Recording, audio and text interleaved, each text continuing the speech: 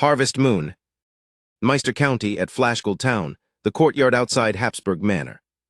Slender, black-haired boy stood in a corner of the outer courtyard, holding his head where a large lump throbbed, as he stared blankly at the empty expanse of the yard and the towering castle in the distance. Hiss, where is this place? Rain cradled his aching head as he took in his surroundings.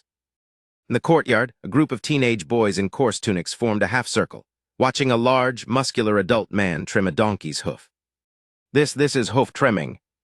Rain was flabbergasted. Soon after, a flood of memories surged into his mind, passing by like images in a slideshow.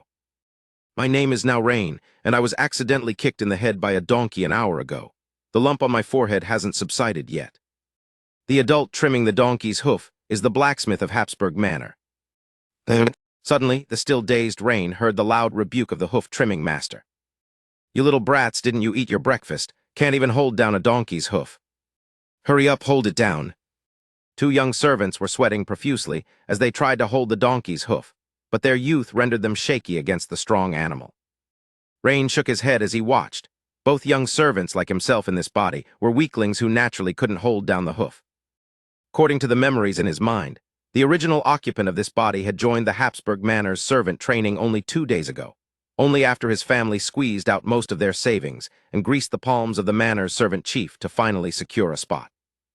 In this world, there's a custom where nobles with lands generally select a small number of people to become official servants through servant training and examination, grooming them from a young age. Typically, positions for male servants include coachman, guard, cook, baker, butcher, winemaker, blacksmith, dog trainer, falconer, and so on. After 3 months, the manor will organize an assessment to recruit 5 outstanding young servants to become official household servants, including 2 blacksmith apprentices, 2 guards, and 1 dog trainer. Though the training content for this batch of male young servants is all centered around these 3 positions. An otherworldly version of civil servant exams. An idea suddenly popped into Rain's mind. Transferring here is one thing, but is the goal of my diligent efforts really to become someone's servant? What kind of nonsense is this? That's just nuts.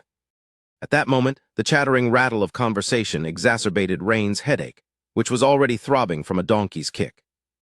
During the pain, Rain glanced sideways and saw several tall young servants in clean linen tunics not far from him, pointing and laughing at him while bursting into boisterous laughter. Kicked by a donkey, too hilarious. Upon seeing these individuals, related memories of the original body slowly emerged in Rain's mind. These elites among the young servants were all children of the town's shop owners, effectively the rich second generation. They stuck together and frequently bullied other young servants. Rain, having just arrived, was no exception and was immediately set upon by them, daily tasked with cleaning the dormitory, a job that should have been rotated among the young servants according to the rules. That one with the thick eyebrows is the son of the town's tavern owner, nicknamed Thick Brows. The freckled-faced one, the son of the town's hotel owner, nicknamed Freckles.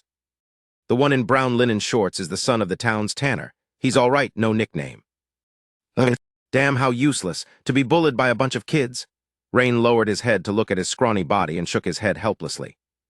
After the group mocked Rain for a while, they began to chat about various topics, and Rain, needing to understand this world, pretended not to care while listening intently. Did you hear? Albero town, not far from our Flashgold town, was attacked by a wandering ogre last night. Many were killed or injured, said the boy with freckles softly. A freckle-faced boy's family owned an inn. He was one of the only 2 well-informed rich kids. Is it true? Why has it been all this kind of news lately? Just a few days ago, I heard from the merchant caravan that there seems to have been a cult sacrifice in Monheim town, and quite a few people died, the thick-browed boy said with a terrified look on his face. The thick-browed boy's family runs a tavern, another person who's well-informed on the latest gossip. Ah, if only there was a chance to go to county town, life there is much safer, the tanner's son sighed and said. It's not that easy. Only if you can make it through the selection and become an official guard, then get noticed by superiors and transferred to the main household in county town, which is extremely difficult. The freckle-faced kid shook his head. Yeah, but no matter what, becoming an official guard after passing through the manor's selection is the first step, the thick-browed boy said confidently, waving his sturdy arm. Rain, hearing the content above, couldn't help but fall into deep thought. Ogres. Cultists. Could this be a transcendent world? Rain couldn't help feeling a little excited, worried, and full of yearning in his heart. He just didn't know what sort of transcendent world this was.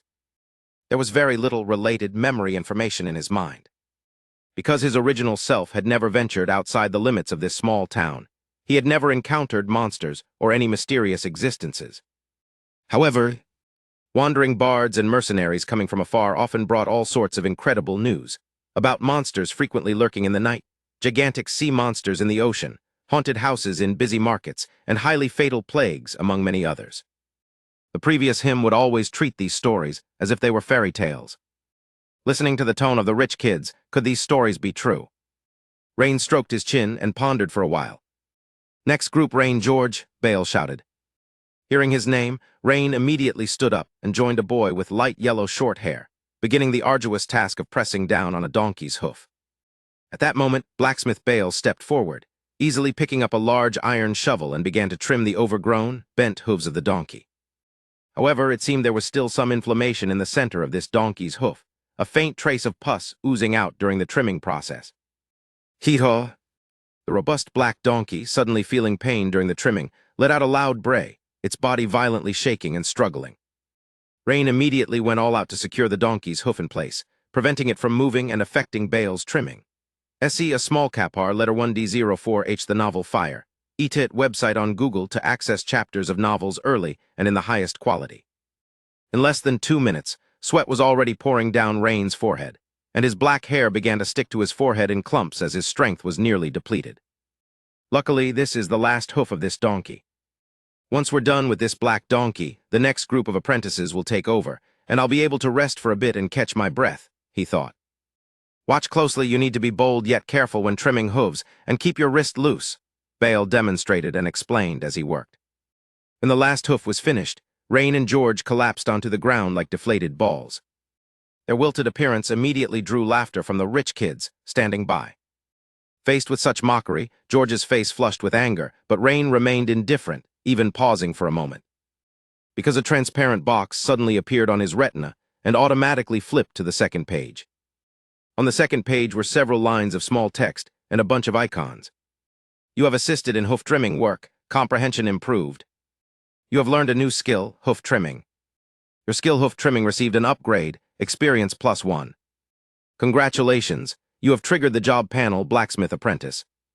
The title on the first line of the page reads in 4 large characters, Apprentice Blacksmith LV1-0100, with a dense array of icons below it. Except for the one icon at the bottom that was lit up, all the other icons were dim and obscure. Despite Rain trying hard to inspect them by squinting, he found he could not make them out clearly. The lit-up icon was the nailing horseshoes skill that had just been prompted. The icon was shaped like a rounded square, creatively depicted with a central image of the bottom of a hoof facing upwards, and beside it was a black iron shovel, vivid and lifelike.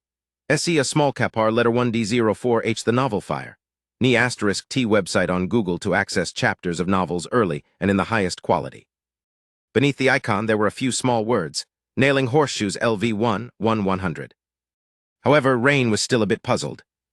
Logically speaking, if his fixing of the donkey's hooves could trigger the vocational panel, shouldn't it have triggered the veterinarian vocational panel? Why did it trigger the apprentice blacksmith vocational panel instead? Could it be because the skill of fixing donkey hooves was taught by a blacksmith? Or was it because in this world, tasks like fixing donkey hooves and nailing horseshoes were done by apprentice blacksmiths? Rain shook his head slightly, baffled. Regardless, triggering the apprentice blacksmith vocational panel was always a good thing. What was the status of a blacksmith in the age of cold weapons? Those who know, know. Rain touched his chin, and a smile suddenly appeared on his lips. Hey Rain, what are you grinning about? George tugged on him. George had blonde short hair and a lanky figure, Rain's only close friend. Come on, do you want to do another round? It's someone else's turn now, George said, tilting his chin. Rain pondered for a moment. Master Bale, may I go for another round?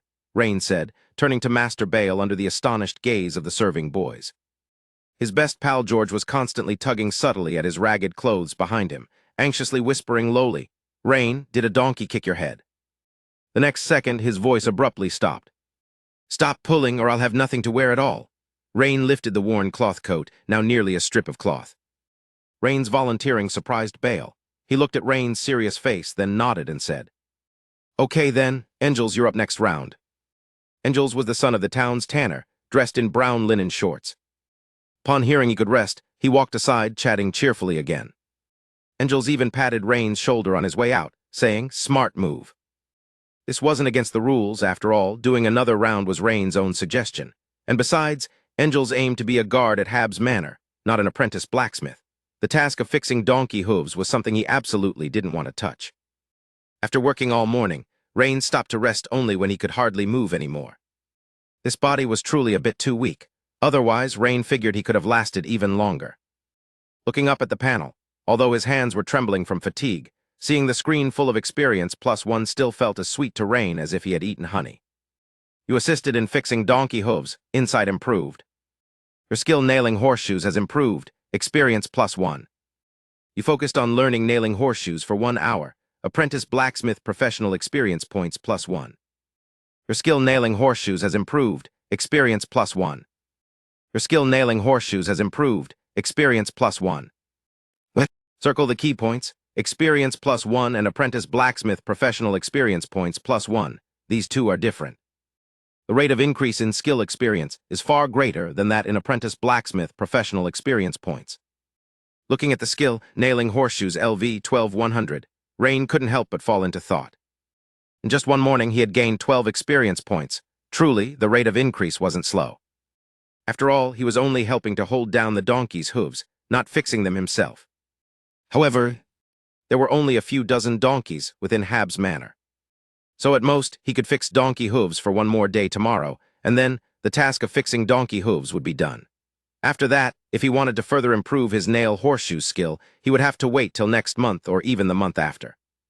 Looking at it that way, it seemed he wouldn't be able to level up the skill nailing horseshoes anytime soon.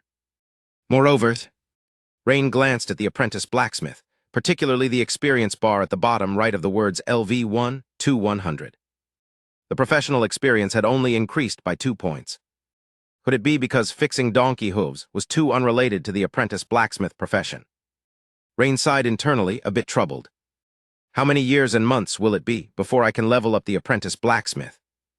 The assessment is in 3 months. If I can't advance by then, there's no chance at the assessment. Thinking about it, Rain flipped the panel back to the first page. Is this first page the attribute panel? Name, Rain Carlin. Occupation, apprentice blacksmith LV1. Constitution, 5. Strength, 4. Agility, 6. Spirit, 8. Note, ordinary adult males have an attribute of 6 for all fields. Only 4 points in strength. Absolutely feeble attributes. No wonder I struggled to hold down even a donkey's hoof. Rain sighed helplessly internally. With spirit being the highest at 8 points, higher than an ordinary adult's. Perhaps it was because of the merger between him and his original body. Rain, let's go, stop dawdling. Off to lunch, his best friend George called out. What's going on with you today? Why are you always so distracted? George asked with concern. Rain smiled slightly and said casually, maybe it's because I got hurt and I'm just overthinking. Let's go lunch. George was momentarily startled and then realized it was true, as he often found himself daydreaming. Moreover, his buddy Rain had his by a donkey. The treatment of child servants at the Habsburg Manor wasn't too bad. At least they could scrounge a relatively sumptuous meal. Piece of black bread, half a smoked fish, and a big bowl of vegetable broth. That was Rain and the other child servants' lunch. Looking at the food, which did little to whet Rain's appetite, his friends beside him were swallowing, salivating, their Adam's apples bobbing ceaselessly. As a formal attendant shouted, "Eat up!" Everyone began to wolf down their food. Rain felt the loaf of black bread the size of a brick, its coarse texture and hard crust. Boy, oh boy, this couldn't really be a brick painted black, could it? He glanced sideward, where his friends were already tearing the black bread roughly apart, crushing it into the bland vegetable soup, which soon thickened. Rain nodded slightly, understanding this method, which was similar to eating naan. After doing the same, Rain also began to swallow eagerly. Tui, there are even wood shavings in the black bread. This stuff really isn't fit for humans to eat. Rain was speechless for a moment, thinking back to his past life when he had no idea what kind of meat was in his delivery food. That was sad enough. But this world was even worse, with no meat to be had at all. Rain struggled to swallow while his thoughts drifted. This child servant training kind of reminds me of the military training in my previous life, just that it lasts much longer, a full 3 months, and then there's the assessment that I've been so anxious about. Although I have the panel based on the current rate of progress, it's still a bit slow. To pass the assessment and become a blacksmith apprentice smoothly, I'll need to find ways to speed things up. As for becoming a guard, of course I want to. Holding a shield and sword clad in armor, just thinking about it gets my blood boiling. But combining both my lives, I've never learned any swordsmanship or the like, so I'll need to find an opportunity.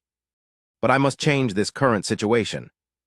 Rain glanced at his buddy George, who was staring into space ahead, seemingly lost in thought about something. Following his gaze, Rain saw a girl in a gray linen maid's outfit bending over to clear the table, her slightly upturned posterior sketching an alluring curve. So that's what captured the young boy's heart. Immediately related memories of the former body surfaced. The girl's name was Sophia, around their age, also a child servant of the manor. The difference is that the girls' servant training is quite distinct from the boys', usually starting with washing, cleaning, and laundry. Girls typically develop and mature earlier than boys. By now, Sophia could be considered a bud ready to bloom. Looking around, Rain noticed that Sophia attracted not just George's gaze, but that of several other young lads as well. However, for the long-tempered Rain, the allure of a maiden's maid outfit was nothing much. But for teenage boys at the dawn of their hormones, it was a distraction that could make them forget to eat or sleep. "George, what are you looking at?" George startled, his face turned red as he held up half of the black bread. "No, nothing, Rain. Oh, you worked hard all morning. If you're not full here, you can have my half too." "Are you sure you've got enough?" Rain looked up at George, asking in surprise. "I'm almost full, you eat it," George said reluctantly. In fact, he could have squeezed that bit of black bread into his stomach. He wanted to use it to shut Rain up. Besides, he felt that after Rain had been injured yesterday and had worked so hard today, he truly needed to replenish his strength. Rain nodded, silently giving his best buddy George a good guy card in his mind. But as for the black bread mixed with sawdust, he could only decline politely. After a while, Rain thought about it and felt that it was necessary to remind his buddy, so he said in a low voice without lifting his head, "George, even if you look at her 100 times, she won't be yours. Instead of wasting time, think about how to pass the assessment. As long as you pass the assessment, she will be yours." Suddenly, George's face turned bright red, and he looked around in panic before anxiously saying, "Rain, even though we are best friends, you can't just say anything. I didn't peek at Sophia." I didn't mention anyone. You're the one who said Sophia." Instantly, George was dumbfounded, realizing his buddy had become much more perceptive after his brain got kicked by a donkey, as if he had become smarter than before. Getting kicked in the head by a donkey also has its advantages. In the afternoon, a group of child servants continued to learn how to trim donkey hooves. After eating lunch, Rain's strength had mostly recovered. Even though he still had back pain, he was motivated by the constant +1 increase in experience. Rain was full of energy. However, the child servants hadn't trimmed many donkey hooves in the afternoon when they saw more than 20 young men and women, mostly men, arrive at the central yard outside the castle. The newcomers appeared to be about the same age as Rain and the others, but the boys were tall, and the girls were youthful, beautiful, and exceptionally well-dressed, looking very much like the castle's owners. SYRCH the novel, F tilde, net website on Google to access chapters of novels early and in the highest quality. As the group came closer, memories from his original self informed Rain that these were the offspring of some lower nobility and wealthy merchants under Count Habs, training as night attendants at the Habsburg estate. Since the Habsburg estate was only a half-day's journey from county town, a mere hour by horse, it made sense to hold night attendant training there as it was the birthplace of the Habas family, continuing a tradition. Rain glanced back at the rich kids beside him. It turned out they were all faux rich second generations. The newcomers were the real deal, authentic second generations. The outer courtyard was a large enclosed space, typically used as a training ground for night attendants and guards, but sometimes a small section was designated for other purposes. Meaning these child servants were essentially interlopers, occupying the training grounds meant for the true second generations. Snap. Ouch. The child servant who was staring at the real second generations got slapped on the head by Bale. Only to hear Bale say disdainfully, "You little rascals, don't be envious. They are born into a level you couldn't reach in your lifetime no matter how hard you try. You lot, if you learn a good craft well, you'll be able to live comfortably in the future." Crude but not devoid of reason. Rain agreed with Bale. In such times, upward social mobility was nearly impossible. If the child servants could learn one or two crafts well, that would be enough to secure their livelihood. Huh? Rain's pupils shrank. It seemed he had seen something unbelievable. He saw a stalwart man at least 1.9 meters tall, clad in gray metal armor, yet still striding as if on wings, wielding a dual-handed greatsword wider than a palm, deliver a ferocious downward slash that struck a standing, bar-shaped stone block heavily. Whoosh! A silvery arc flashed by. Crack! The top half of the stone bar fell off at an angle, landing heavily on the ground, kicking up a cloud of dust. The freshly cut surface of the stone was smooth and free of burrs. Immediately, the true second-generation heirs began clapping their hands. Amazing, Instructor Perez is really something. Wow, is this the strength of a real knight? I don't know when I'll be able to reach this level. Rain watched the scene unfold before him, rubbing his eyes in disbelief. SEAR letter 1D04H the novel fire. Ni asterisk T website on Google to access chapters of novels early and in the highest quality. A thick stone bar, hardly liftable by one person, split with a single sword strike. Is this something a human could possibly do? If the memories of transcendence and the unknown he had before were merely based on hearsay from wandering bards and mercenaries, now, this scene was unfolding right before Rain's eyes. For a modern person, this impactful and vivid scene was akin to witnessing Iron Man landing on one's own balcony, leaving Rain utterly dumbfounded. After a prolonged moment of shock, Rain glanced at his transparent panel and realized it suddenly lost its appeal. Even if he truly became a blacksmith, that would still make him just an ordinary person. This world is indeed a transcendent world. Those wealthy heirs weren't bragging. All the hearsay in the original host's memory was true. No way. Now that I'm in a transcendent world, if there's ever a chance to become transcendent, I must try my hardest. Otherwise, what difference would there be from a salted fish? In the midst of his shock, Rain made up his mind. At that moment, something changed in the center of the training ground. It seemed that among those true second generations, a noble girl dressed in hunting gear voluntarily stepped forward, wishing to spar with the burly swordsmanship instructor Perez, who was dressed in full armor.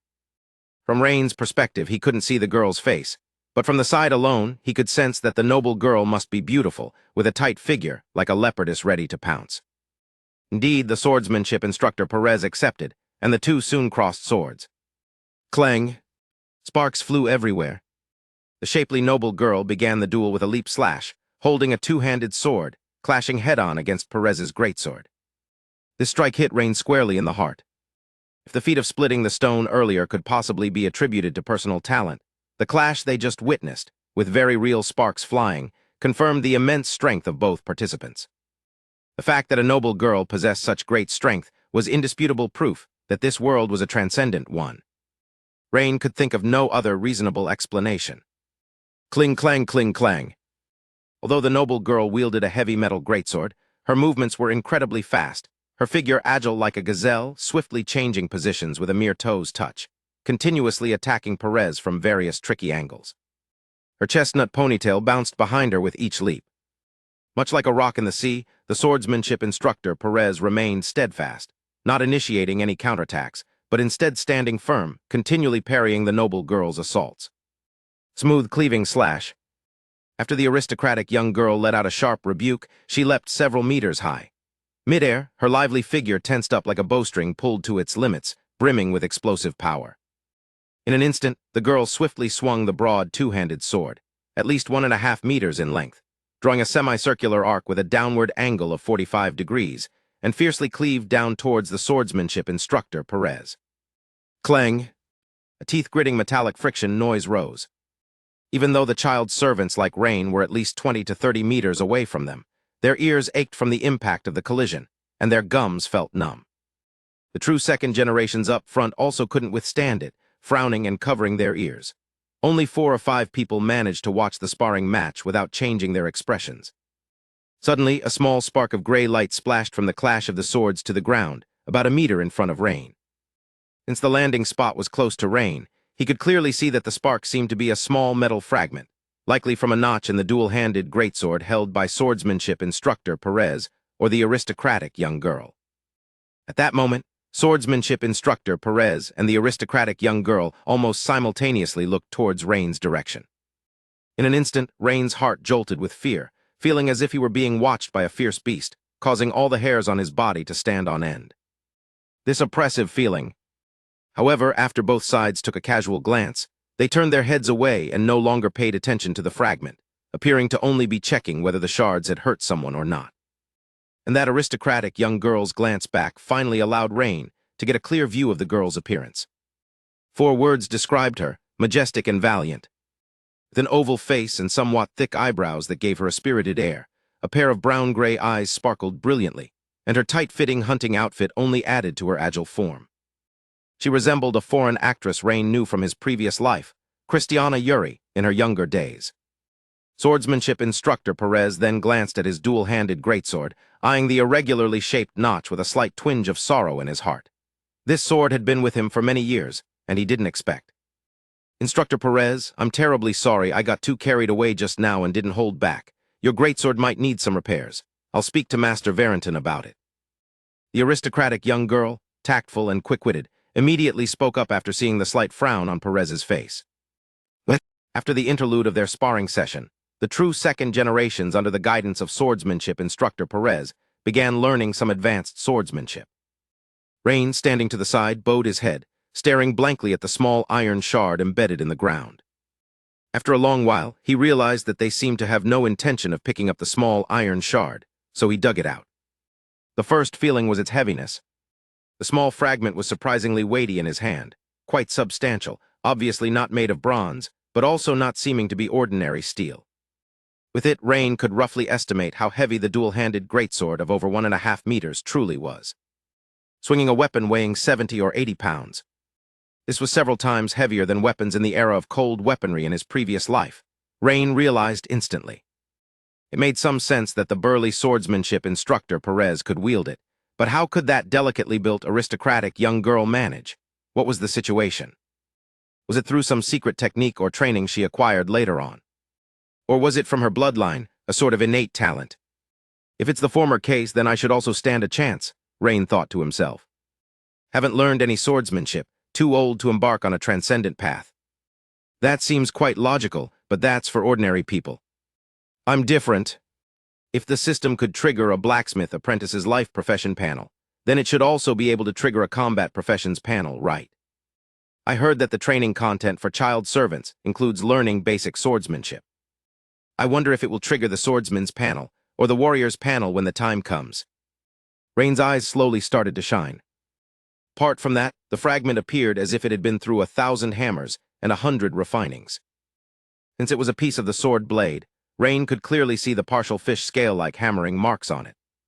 Though it was hand-forged, the layered fish scale pattern proved that the craftsman who made the greatsword was extremely skilled. Rain never underestimated hand-forging. In his previous life, a level 8 viceworker making the casing for an atomic bomb was a bona fide fact. It seemed that even the world of forging here was much stronger than he had imagined. "Change places!" Bale's shout instantly pulled Rain back from his wandering thoughts. Wrapping the small shard in a piece of rag, Rain slipped it into the pocket of his upper garment. He patted his butt, dusted off the dirt, and stood up to continue nailing horseshoes. "You have assisted in donkey hoof repair work. Your comprehension has improved. Your skill hoof repair has improved, experience +1. You focused on learning to repair donkey hooves for 1 hour. Blacksmith apprentice professional experience points +1. Your skill hoof repair has improved, experience +1.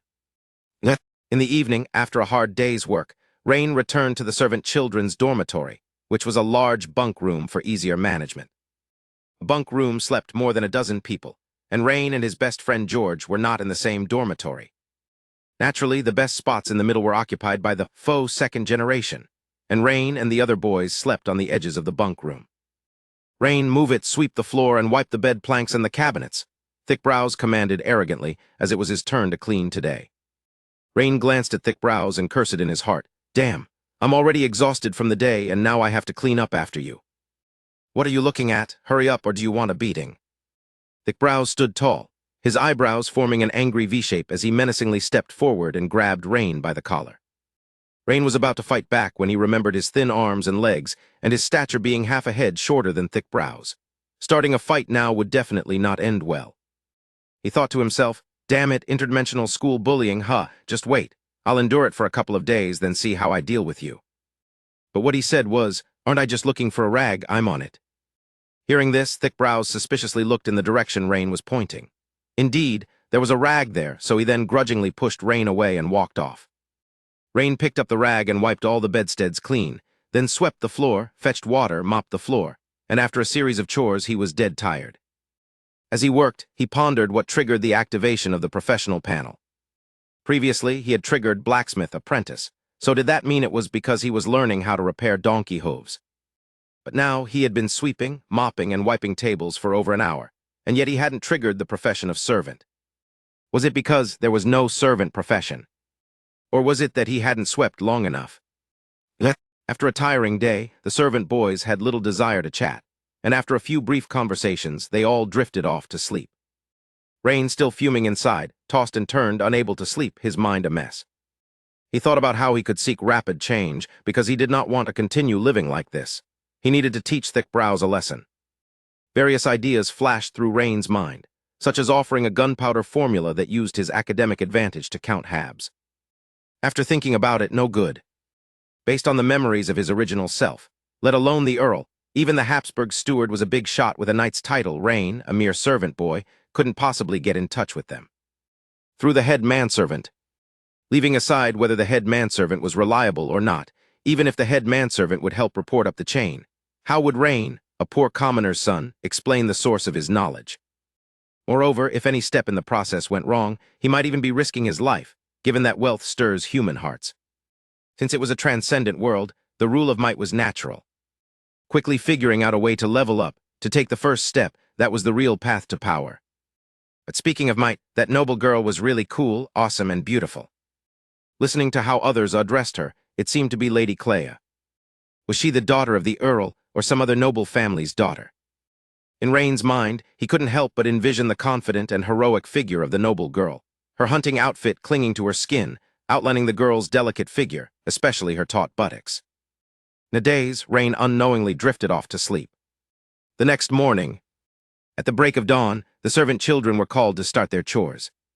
Today was still about learning to repair donkey hooves, but after today's session, teaching how to nail horseshoes would pause until next month. This made Rain a bit anxious. Damn it, just when I finally got a golden finger, the donkey hooves are no more. What if I just ask Master Bale to let me have a go at fixing it myself next time? Rain glanced at his slender arms and immediately shook his head. Lacking experience and strength, even if Bale agreed, he was unlikely to fix the donkey's hooves properly. Messing it up would be counterproductive. Today, the scions of nobility hadn't come to the outer fort for training, which Rain somewhat regretted. After another day spent fixing donkey hooves, Rain looked at his skill, hoofing 32/100, and fell into deep contemplation. What should he do tomorrow? Another day passed. Early the next morning, Bale was still there, standing in front of the apprentices lined up in 2 rows, and loudly declared, "Today we learn to nail horseshoes, but before we nail horseshoes we need to file down the hooves." Rain couldn't listen any more to the rest of the speech. Trim horse hooves. This should also count as hooves, right? Feeling a rush of excitement, Rain quickly flipped to the second page of the transparent frame, checking his skills again. Yes, it just said hoofing, not specifying whether donkey or horse hooves. SE a small capar letter 1D04 HTH Cyrillic yaw NO circumflex letter 1D20 ELFIR yaw. Net website on Google to access chapters of novels early and in the highest quality. Moreover, judging by the vivid hoof icon, it should apply to all perissodactyls. Donkeys and horses are from the same family. But whether it would work still needed to be confirmed. After a short while, Rain and the other apprentices were led to the northeastern corner of the outer fort near the stables. Looking at the tall horses in the stables, all the apprentices, except Rain, couldn't help but show a bitter expression, making the pseudo-nobles who were half a head taller start to complain. Clearly, if it was so difficult to hold down a donkey's hoof already, these larger and taller steeds would be even harder to secure. Of course, except for Rain. At this moment, Rain was full of longing, excitement, and anticipation for filing horse hooves. He couldn't wait to start nailing horseshoes to confirm his guess. Before long, the first horse was led out of the stables by Master Bale. Judging by its size, it should be one of the smaller horses in the stables, but still larger than even the strongest black donkey. "This is a nag, we'll start with nags. Come on, the first group, Rain, George, come and hold the hooves," Bale bellowed with a commanding voice. Rain and George immediately filed out and began holding the hooves as instructed by the master. The master took pre-made horseshoes shaped like an inverted U, checked the fit against the secured hoof, and after estimating the nailing area, started snip-snip trimming the hooves. Feeling that the trimming was about right, he began to nail the horseshoe onto the hoof. The key to nailing horseshoes is first to roughly position the horseshoe on the hoof. At this point, Bale began to demonstrate and explain to the apprentices while positioning the shoe. Rain could see clearly that the horseshoe had 7 holes, and Bale nailed it 7 times. Every time Bale nailed, the struggles of the nag intensified slightly, and Rain and George had to exert more effort to secure it. After the nailing was complete, Bale trimmed the rough edges again, finishing the horseshoeing for 1 hoof. Once they finished holding down all 4 hooves of the nag, and a sweaty Rain caught his breath, he suddenly froze. A system alert had just come through. You assisted with horseshoeing, gaining insight. Your hoofing skill has improved, experience +4. You concentrated on learning to nail horseshoes for a quarter of an hour, gaining +1 blacksmith apprentice professional experience points. Looking at the hoofing skill experience bar climb again, a surge of excitement welled up inside Rain. Although he had anticipated gaining experience for horseshoeing too, seeing it actually happen still gave him a thrill. What was more critical was that the rate of experience gain was much faster than when fixing donkey hooves. Rain found that he seemed to have discovered the secret to rapid improvement. Previously, when he focused on fixing donkey hooves for an hour, he would only gain +1 blacksmith apprentice professional experience points. But this time, in just 15 minutes, his blacksmith apprentice professional experience points increased by 1. Now, the experience bar for blacksmith apprentice read 8100. Rain guessed that this was probably because nailing horseshoes was more relevant to the blacksmith apprentice profession than fixing donkey hooves, which is why he gained more professional experience points. Though it was just Rain's speculation, he believed it was mostly correct. It made Rain feel as if he had stumbled upon a new, bright path. This is it. As noon approached, suddenly, the system displayed a different notification. You assisted in nailing horseshoes, insight improved. You have comprehended a new skill, nailing horseshoes. Your skill nailing horseshoes has increased, experience +1. Curious, Rain immediately flipped to the second page, the one for the blacksmith apprentice's profession panel. In the dense array of skills, aside from one lit-up icon of a hoof trimming, another icon now lit up in the position opposite to it. Nailing horseshoes LV1, 100. This icon was simple, depicting a horseshoe in an inverted U shape, with 7 tiny holes clearly visible on it, while other icons on the profession panel remained obscure and unclear. Could it be that, after some time of diligent learning, a profession-related skill can be triggered to light up, and then one could continuously practice to enhance the skill level? It seems that's the case. This discovery engaged Rain completely in the study of nailing horseshoes, to the extent that even the reappearance of the noble girl in the middle of the outer castle didn't make him look up more than once. At lunchtime, his close friend George looked at him quite strangely and said, "Rain, I've noticed you've changed." These words slightly startled Rain. Could it be that as an old friend, George had noticed something was off about him? George continued, "Rain, why are you working as if you're on a stimulant? Trimming donkey hooves and nailing horseshoes. You keep going till you absolutely can't anymore before you stop." Rain sighed in relief, so it was just this. He thought to himself, "That's because you don't have a golden finger. Otherwise, George, you might be even more diligent than me." "Haha, maybe I just had a sudden realization. I've come to understand the importance of learning a trade," Rain said with a smile. "Really?" George looked at Rain suspiciously. He always felt something had changed about his best friend, but he couldn't pinpoint exactly what. However, since Rain mentioned understanding the importance of learning a trade, George agreed with him. Although George's family wasn't very well off either, both of his parents were freemen with land and a stable source of income, so his circumstances were much better than Rain. Unlike Rain's home, where his father was a farmer who worked someone else's land, and his mother had no stable source of income, not to mention, they also had a younger sister. So it was understandable that Rain was more eager to master a trade than he was. After the young servants finished their lunch and rested briefly, they continued learning to nail horseshoes under Bale's guidance. Initially, nailing horseshoes captured the attention of the young boys, but as they became a bit familiar with it, the pseudo-second generation began to grow impatient since their aim was to be guards. Whether they learned nailing horseshoes or not didn't matter. Soon, these pseudo-second generation kids started chatting about various topics. These moments were when Rain got to catch up on outside news, so he immediately perked up his ears and listened.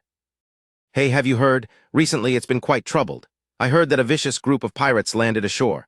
bushy brows announced a big piece of news right off the bat. Pirates, although Flashgold Town is not far from the sea, there is still some distance, right? How does Pirates Landing relate to us? Freckles responded with a question.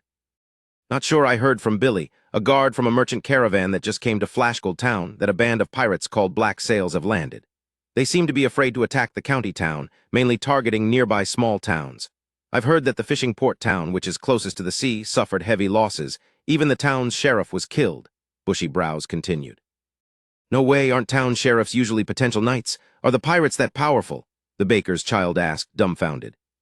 Yes, the Black Sails pirates are very strong. Moreover, I've heard that our town's sheriff, Lord Kuzma, is being transferred to become the sheriff of Fishing Port Town. Additionally, the new sheriff coming to our town, supposedly from the county town, is a lord.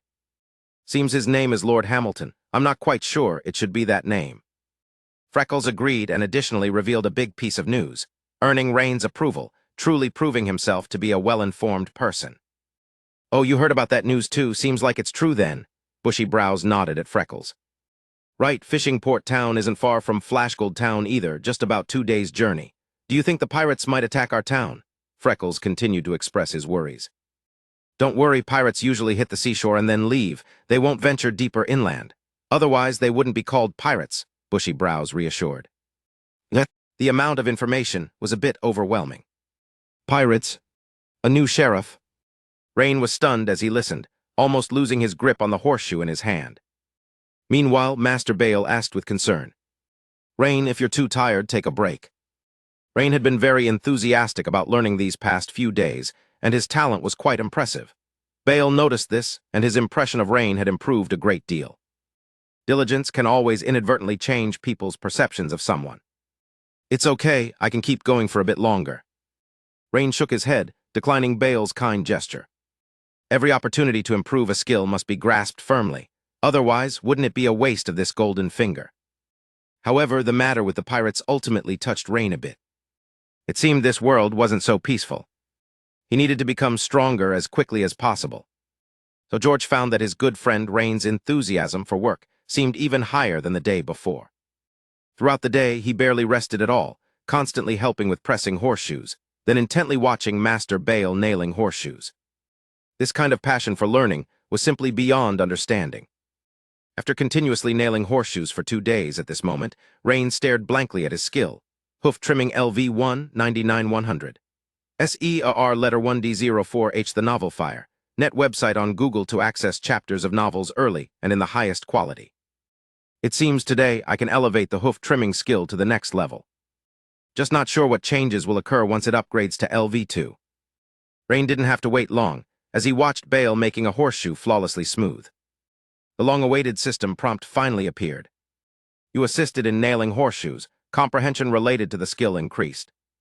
Your skill hoof trimming has been elevated. Experience +1. Congratulations, your skill hoof trimming has been upgraded to LV2. Looking at hoof trimming LV2, 1300. Suddenly, Rain felt like he had a slightly different understanding of the task.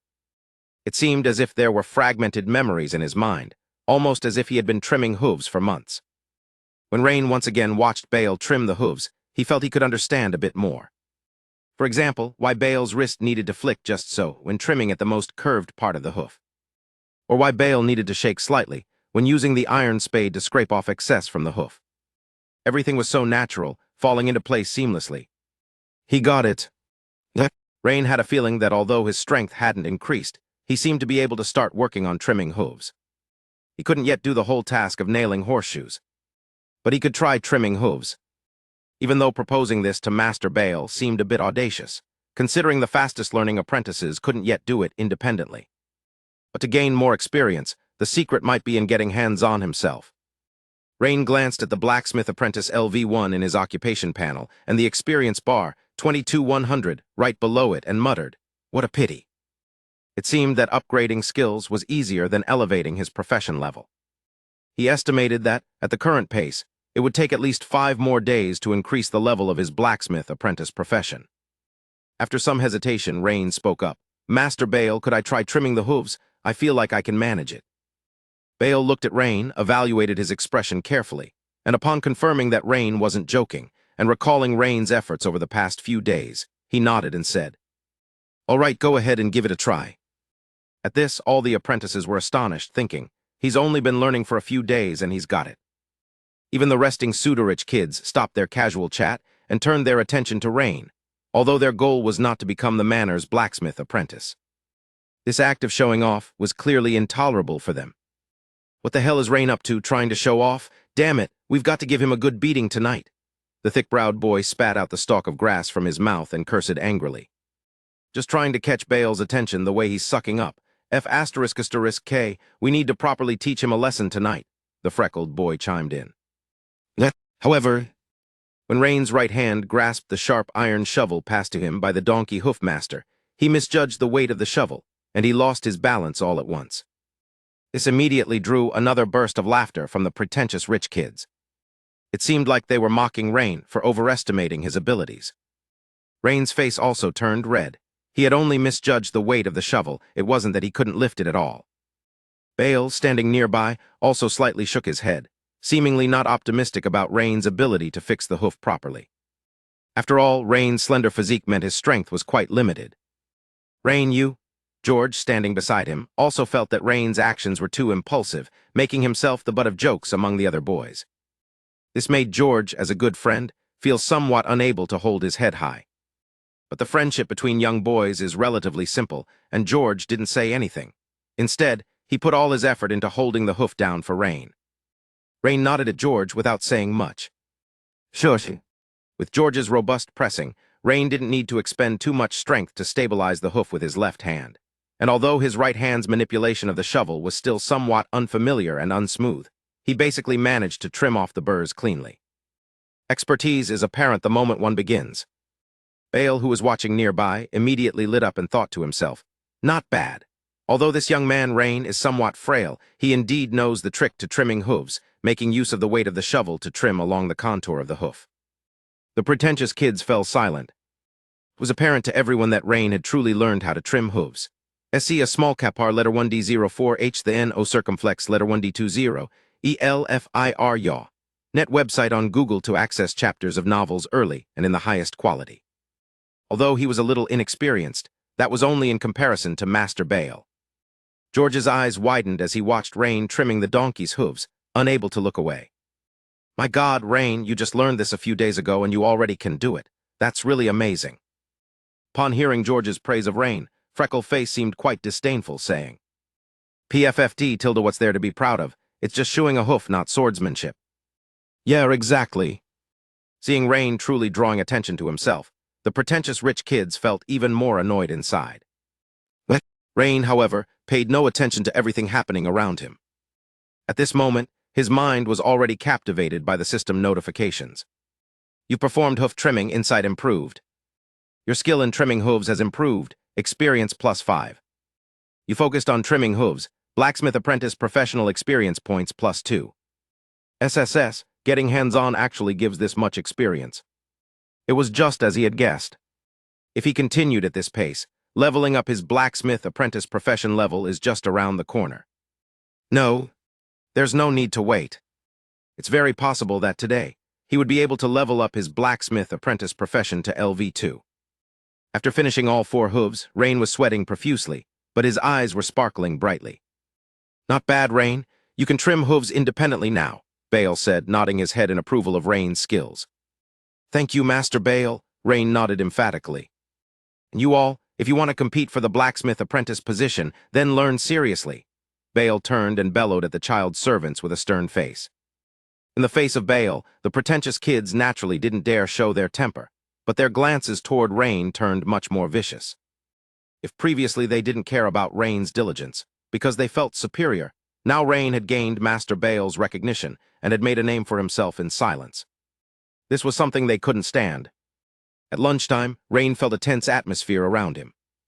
Apart from his close friend George, even the other boys from commoner families didn't talk to Rain. Jealousy? Or was it agitation by the pretentious kids? Rain wasn't sure, but he wasn't concerned about it. He wouldn't slow down his pace of becoming stronger just because of some people's opinions. The pretentious kids, however, had major issues with Rain taking the spotlight. Rain, they can't stand to see you do well. George saw what was going on and said reassuringly. I know, George, don't worry, I'm fine. It was inevitable to encounter such situations once he started to stand out. But with his golden finger, that day was bound to come sooner or later. In his previous life, Rain had long been accustomed to this kind of situation. School bullying, workplace suppression. The principle is the same. In the afternoon, the child servants continued their task of nailing horseshoes. After Rain finished trimming the hooves, Master Bale would nail the horseshoes on. The work of one was divided in two, so naturally Bale felt much more relieved, and his gaze towards Rain grew increasingly approving. As evening approached, Rain finally received the system notification for profession level advancement. You performed hoof trimming work, insight improved. Your skill in trimming hooves has improved, experience +5. You focused on fixing horseshoes, blacksmith apprentice professional experience points +2.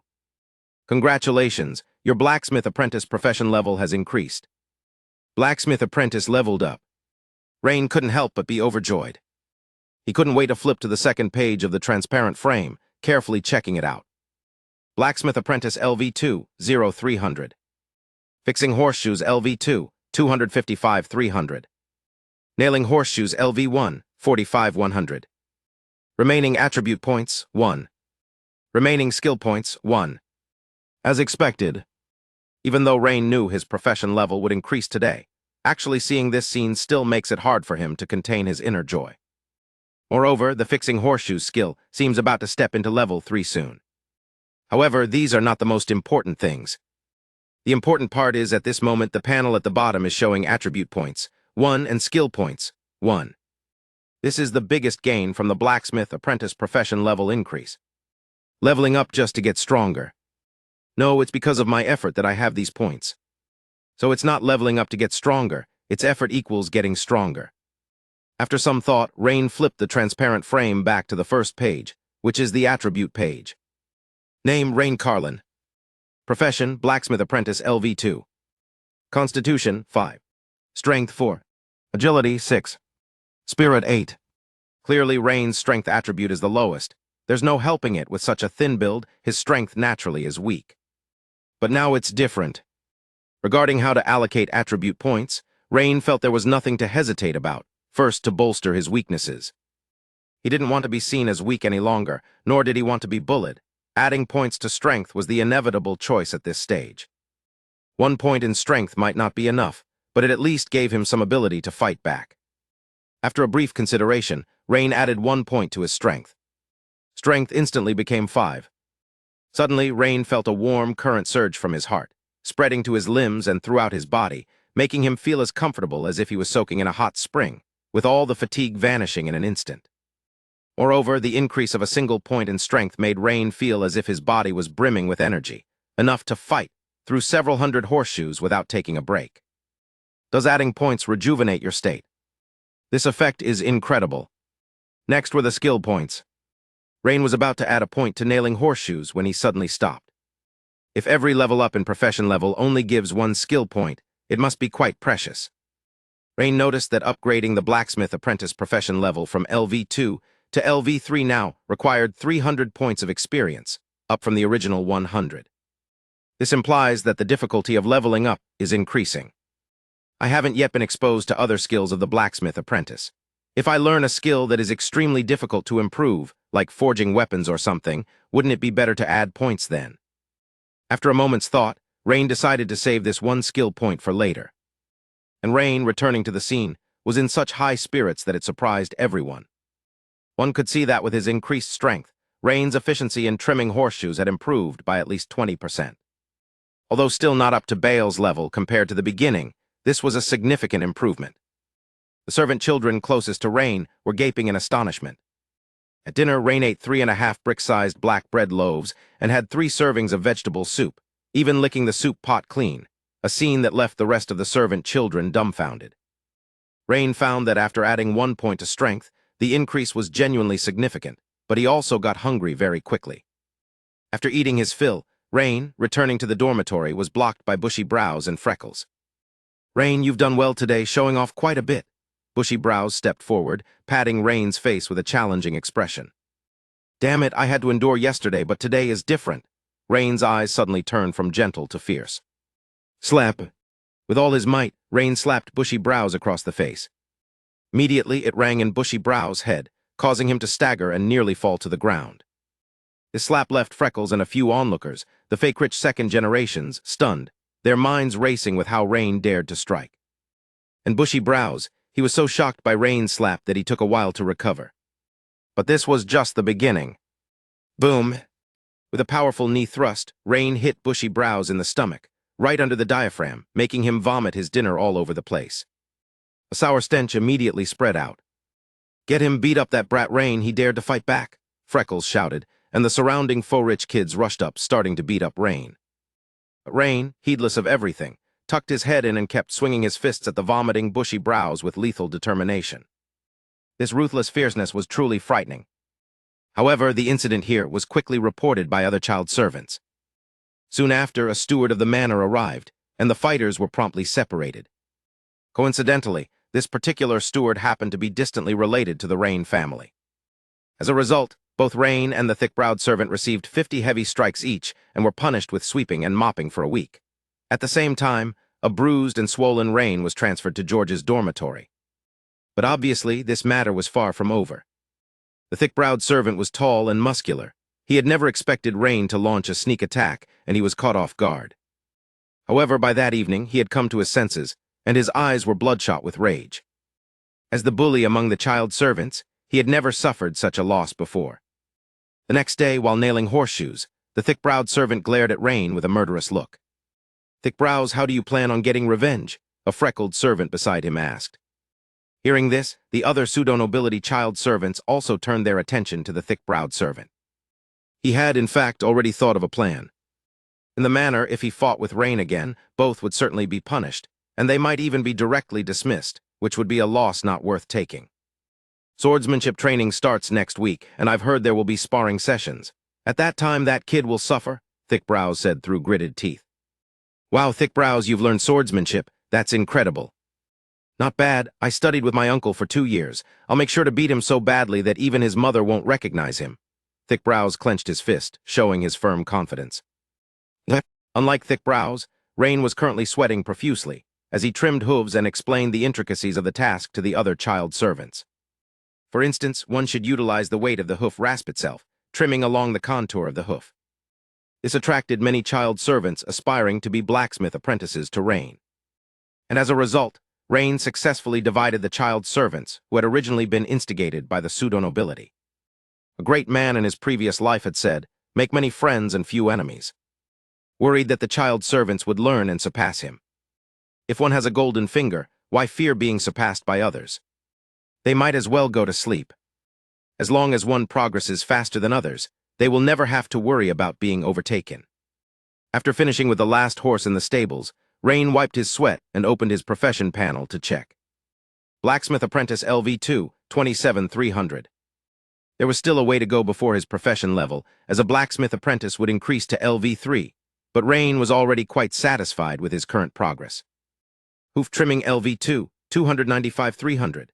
SYRCH the N-O circumflex letter 1D20, ELFIR yaw, net website on Google to access chapters of novels early and in the highest quality. Nailing horseshoes LV1, 56,100.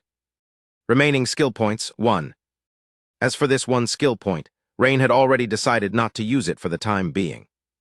At present, whether it was hoof trimming or nailing horseshoes, improving these skills was just a matter of time. As long as he had enough time, Rain would be able to easily level them up. Therefore, the later the skill point was used, the higher its cost-effectiveness would be. Moreover, since all the horses in the stable now had their horseshoes nailed, it would clearly be foolish to add a point to upgrade the skill of nailing horseshoes right now. He would wait until a skill became hard to level up, or required a massive amount of experience to level up before using this skill point. Just then, a middle-aged man dressed in a neat gray linen robe came over to the child servants, apparently with an announcement. According to the memories of his original body, this man was a formal servant of the Habsburg Manor, responsible for arranging the training of child servants. He greeted Bale and then coughed twice before saying, "Tomorrow is Sunday, and you'll have a day of rest. After a while you may go home on your own, and be sure to return to the manor on time tomorrow evening. From the day after tomorrow, you will start practicing basic swordsmanship. Mr. Humbert, a manor guard, will teach you then." I hope you take this opportunity to study earnestly. Later, the child servant's training included 1 day of rest per week, coinciding with the day of church services, with the other 6 days spent within the manor. After speaking, the middle-aged man walked away with an air of composure. However, the words of the middle-aged man immediately ignited the child servant's enthusiasm, like pouring oil into a fierce fire. The voices of the child servants, discussing the news, suddenly grew louder. Rain, did you hear that? We're going to start swordsmanship training. George grabbed Rain's arm and said with longing. Of course I heard. I'm excited too. Let's work hard together, young man, Rain replied with a smile. The pseudo-nobility child servants were also thrilled. Because they knew that next week's swordsmanship lessons would be the time when the bushy-browed teacher would give Rain a harsh lesson, they were expecting quite a show. Clearly, the past few days had not been joyous for the pretenders. Rain's brilliance had overshadowed them. But they didn't care much about it. Genius at fixing donkeys' hooves and nailing horseshoes. That's nothing. But swordsmanship is different. As for next week's basic swordsmanship training, Rain was naturally as excited as any normal boy would be. After all, which boy doesn't love the excitement of swinging a sword and engaging in battle?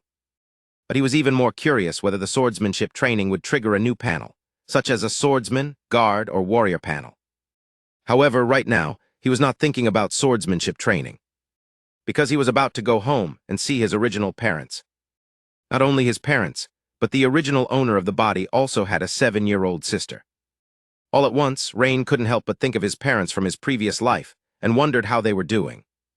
Alas, for a moment, Rain's eyes held a touch of melancholy.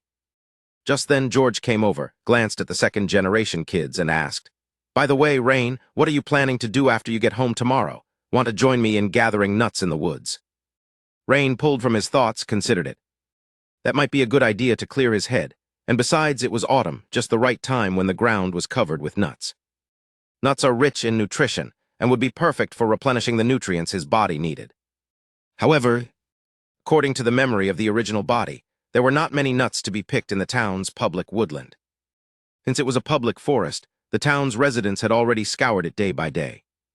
Before Rain could ask anything, George looked around, leaned in, and whispered, Rain, let's go to the Habsburg Manor's woodland. There are plenty of nuts there. Ranger Gilliam Uncle is my relative. It's fine if we go quietly, but you mustn't tell anyone else. So that was George's plan. Not bad, the kid has potential. Rain gave a slight smile and said, All right, it's settled then. The town's forests were divided into 2 types. One was the public woodland, where everyone could gather firewood, nuts, and hunt. The other was the manor's woodland, belonging to the Harrisburg Manor, where ordinary people were not allowed to engage in such activities. What George was suggesting was for the 2 of them to secretly go to the manor's woodland and pick nuts. At dusk, with the pleasant breeze, Rain walked home alone. George had already gone home earlier. Rain's home was located to the south of the town, directly opposite the Harrisburg Manor to the north. This meant that to get home, Rain practically had to cross the most bustling street of the town. This one is a bakery. This one is an inn, the Freckled Family's Inn. It seemed that every segment of the road he passed, and every familiar shop he saw triggered memories of the original host to flood in, slowly merging with Rain's own memories. However, as he passed the town square and saw a crowd of town residents gathered around the notice board, curiosity made him take a look as well. All over the board there were many wanted posters, and one with the nickname Scarface was newly posted.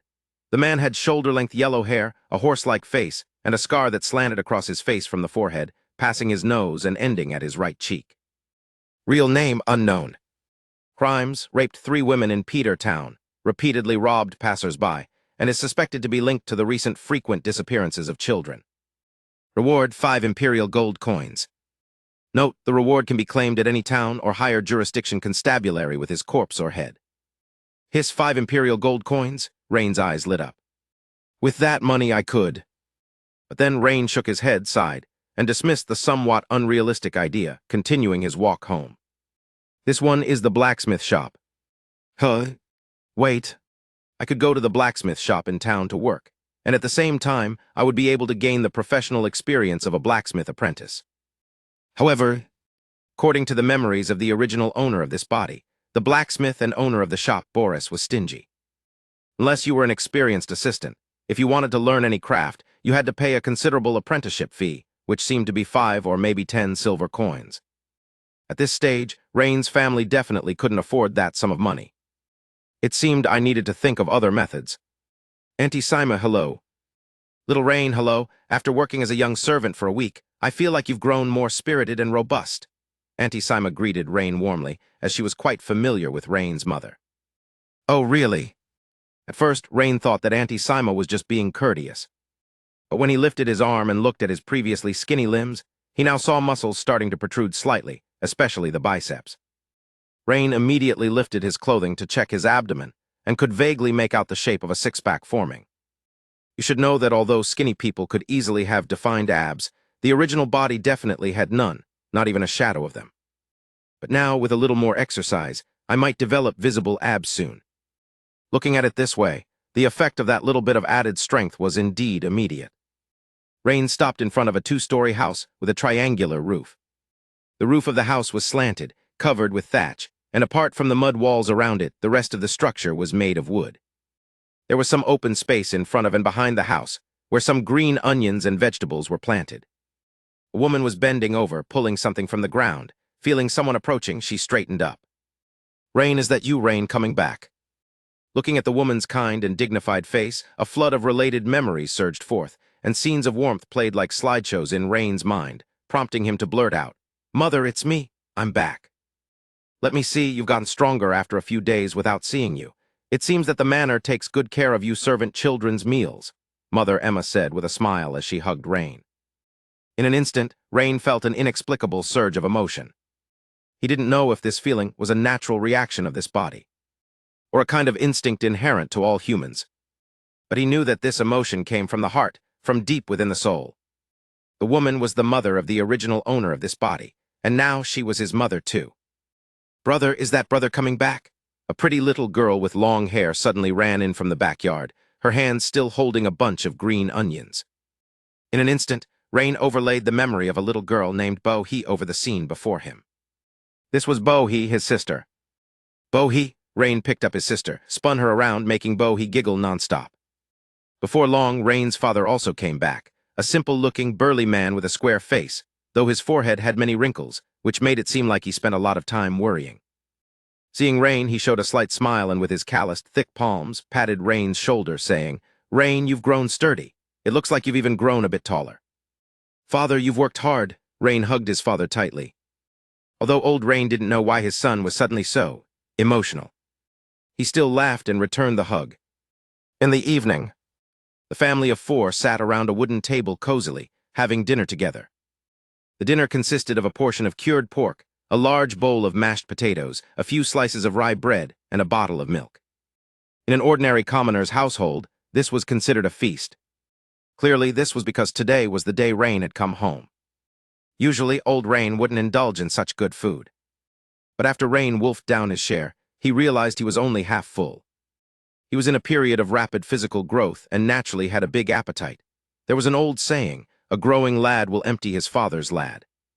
And ever since Rain added that point to his attribute, it seemed like it had drained the last bit of nutritional reserves from his body. These past 2 days, Rain felt he could eat a lot more. Moreover, there was a constant craving for meat swirling in his mind. So after finishing his own portion, Rain couldn't help swallowing his saliva and forced himself to look away from the food. The mother glanced over and immediately sensed something. "Rain, are you still hungry? Here, take these 2 slices of cured meat from me, I'm full." "Brother, I'm still little, this mashed potato is for you." Little Bo, he pushed a bowl of mashed potatoes toward Rain. "Rain, from my side," old Rain also said. Witnessing this scene before him, Rain was deeply moved. If before his efforts were due to his desire as a person from another world to change the status quo and his longing for this transcendent world. But from this moment on, another deep, vivid stroke was added to Rain's motivation. In the end, Rain accepted the cured meat and mashed potatoes from his mother and little Bo-hee, but refused the bread from his father. Because he knew that his father, who did manual labor, needed the nutrition even more than him. That night, Rain slept very soundly. The next morning, old Rain declined Rain's offer to help in the fields and left home early, and the mother also went to work at the inn in the small town. Only Rain and his sister Bo-hee were left at home. When Rain followed his sister's voice to the small courtyard, he found Bo-hee planting carrots with a girl in their own yard. "Brother, you're up. I am planting carrots with Sister Anna, Bohi greeted with a smile. Anna? That's right, she was their neighbor. A quiet and reticent young girl. It was said that she came to live in Flashgold Town with her mother. But a year ago, her mother mysteriously disappeared. Now she lives alone in the wooden cabin next to Rain's house. The girl turned her head. Her facial contours were beautiful, but her complexion was wan. She seemed to be chronically malnourished, with her pale yellow hair a bit dry and split, but the deep brown pupils revealed a strong beauty. Rain, hello, the girl greeted with her head down, shy and reserved. In age, Rain seemed to be a few months older than the girl. To his recollection, the girl had always been this afraid of strangers. Hello, Anna. Just as Rain was thinking of helping them, his close friend George called from the door, Rain, let's go pick nuts. Brother, I want to go too, Bohi excitedly said upon hearing that Rain was going to pick nuts. From the side, Anna seemed to have a longing look in her eyes. But after thinking it over, Rain still refused since they were going to Hapsburg Manor's woods, and he was only able to go because he was with George. If he brought others along, it would be inappropriate. So Rain shook his head and said, Bohi, stay at home with Sister Anna, I'll bring back nuts for you. Bohi said pitifully, unwilling but still obediently complied. Indeed, the children of a poor family become responsible at an early age. Such a young age, yet so sensible. Rain patted little Bohi's head and then left with George. After walking for a while, George suddenly said with a puzzled face, Rain, why is your sister with Anna? Haven't you heard? She's an unlucky person. SER letter 1D04H the novel. FIR, Eat It website on Google to access chapters of novels early and in the highest quality. An unlucky person? Rain asked, confused. I heard it by chance from my father. Anna's mother didn't just disappear, it seemed like she was taken away. But I'm not clear on the details, George said, glancing around to check if anyone was nearby before speaking in hushed tones. You mustn't let this slip. Who took her away? Rain asked, still puzzled. I really don't know about that. George's answer was also vague. By the way, Rain, have you heard? Recently on the north side of our town, 2 commoner families' children have disappeared. Remember to warn Bohi not to wander off when there's no need. Is that so? Wasn't it said that the disappearances of children were happening in other towns and that our Flashgold town was safe? Is it spreading now? Rain was quite surprised. I'm not so sure about that, George pondered, as it was another question touching upon his own knowledge gap. By the time the two of them returned to their homes, Rain's hands were filled with a full basket of wild blueberries, hazelnuts, and chestnuts. It was thanks to George's help that they could sneak into the manor's forest and gather various nuts and berries. A bountiful harvest. About 70% of the forests surrounding the town belonged to the Hapsburg Manor, while the remaining 30% were public woodland. However, the wild fruits and nuts in the public woods had already been picked clean by the townspeople. It was already time for lunch, and the autumn sun was exceptionally warm. When Rain was approaching his house, he could already see the white smoke rising from his chimney from afar, which made him feel really good. However, when he caught a glimpse of his neighbor's house from the corner of his eye, he stopped in his tracks. He saw a young girl dressed in a gray linen coat, sitting on the wooden steps of her house, basking in the sunlight while carefully nibbling on a piece of bran bread. Even though it was bran bread, inferior to even black bread, the girl cherished each bite. With one hand she held the bran bread, and with the other she caught the falling crumbs to put them into her mouth, not wanting to waste a single bit. After a few bites, the girl in the sunlight squinted her eyes, seemingly content just to have a piece of bran bread to eat. The girl was Anna.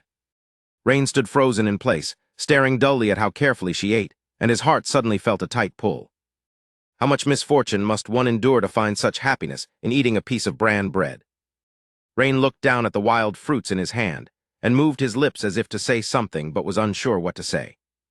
He was not familiar with the girl. Offering nuts and such out of the blue might not be welcomed. After some thought, Rain went into his room and poured out half of the gathered wild fruits and nuts, then handed the remaining half basket to his sister Bohi. Bohi, go take this half basket of wild fruits to Sister Anna next door and make sure she accepts it. Rain crouched down, patted Bohi's little head and said.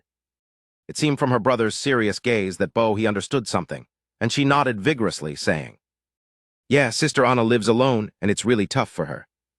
She will definitely like these wild fruits. Don't worry, brother, I will make sure Sister Anna accepts them. If she doesn't, I'll cry. Bohi fluttered her big eyes and waved her small hand forcefully. Yeah, good girl. Soon after, Bohi came running back with excitement on her face. Brother, Sister Anna accepted it. She told me to thank you, and we've agreed to continue planting in the garden this afternoon. That's great, Bo. Hearing that Anna accepted the gift eased Rain's concern, and he gave his sister a thumbs up, complimenting her. After lunch, Rain headed toward the blacksmith shop in Flashgold Town.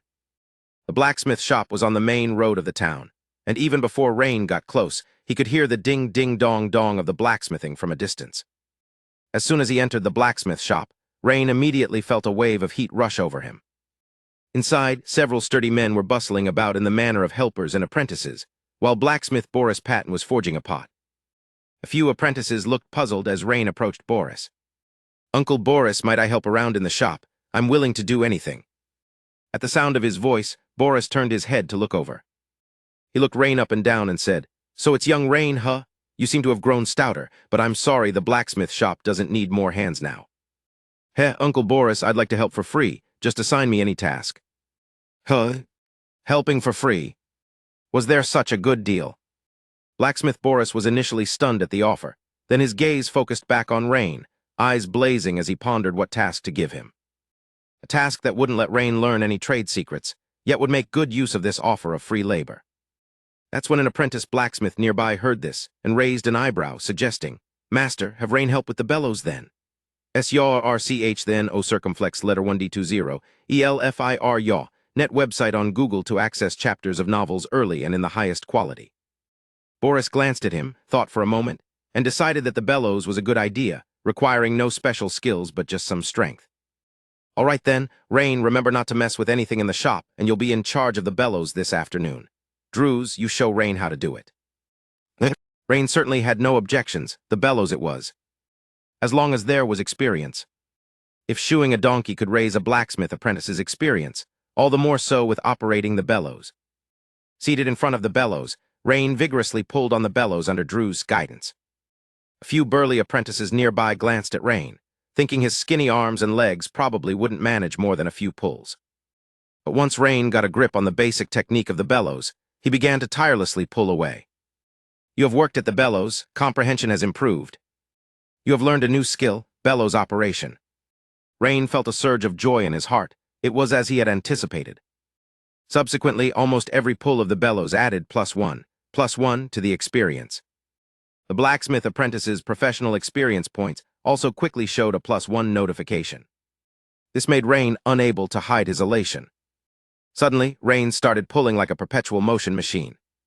The other apprentices looked on with surprise at Rain. They couldn't understand why a mechanical, monotonous task could inspire such enthusiasm in the new kid, to the point where he did it with such gusto. Didn't this damn kid know what volunteering meant? Was there really a need to be more zealous than they, the official blacksmith apprentices? It was indeed a rare sight. Rain continued until nightfall. The number of breaks he took in the meantime could be counted on the fingers of one hand. This earned him a new look of respect from the blacksmith Boris.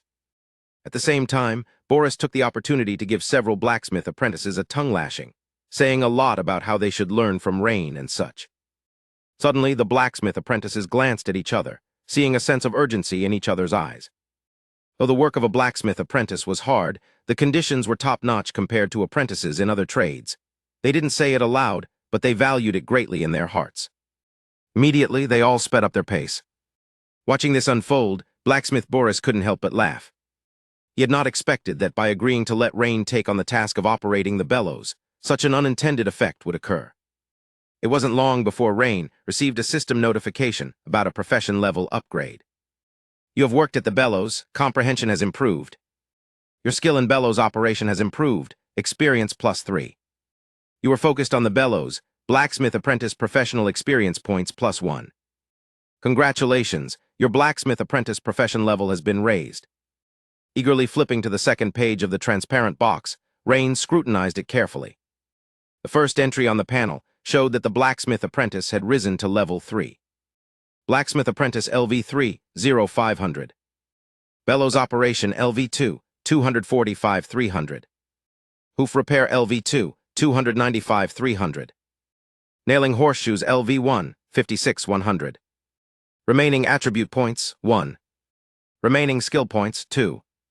Even though Rain knew his profession level might very well rise today, the actual sight of it still made it hard for him to suppress his inner joy. even though he was working for free at Boris's forge this time. The added 1 attribute point and 1 skill point at the bottom of the attribute panel right now were the best rewards for his voluntary work.